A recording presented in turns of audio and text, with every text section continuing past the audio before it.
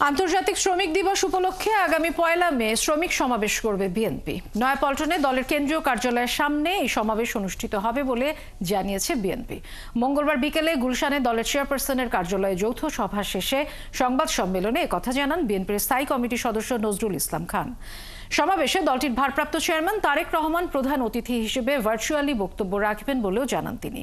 এর আগে যৌথ সভায় সভাপতিত্ব করেন বিএনপি মহাসচিব মির্জা ফখরুল ইসলাম আলমগীর।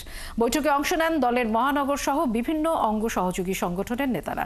এ সময় নজরুল ইসলাম বলেন, বাংলাদেশে শ্রমজীবী মানুষ খুব শান্তিতে নেই, তাদের ন্যূনতম মজুরি বাস্তবায়ন এখনো সম্ভব হয়নি। তাই শ্রমিকদের অধিকার বাস্তবায়নে ভূমিকা রাখতে চায় বিএনপি। এক প্রশ্নের উত্তরে নজরুল ইসলাম বলেন, শ্রমিকদের অধিকার রক্ষায় শ্রম সংস্কার কমিশনের প্রস্তাবগুলোর সাথে একমত বিএনপি, তবে ন্যূনতম মজুরি সহ কিছু বিষয়ে যুক্ত করার বিষয়ে পরামর্শ দেন তিনি।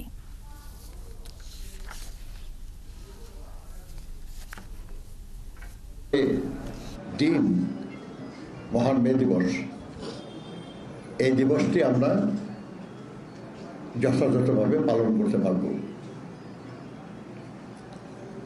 প্রিন্ট এবং ইলেকট্রনিক মিডিয়ার যারা সহকর্মীরা আছেন, আমরা তাদেরও সহযোগিতা কামনা করছি।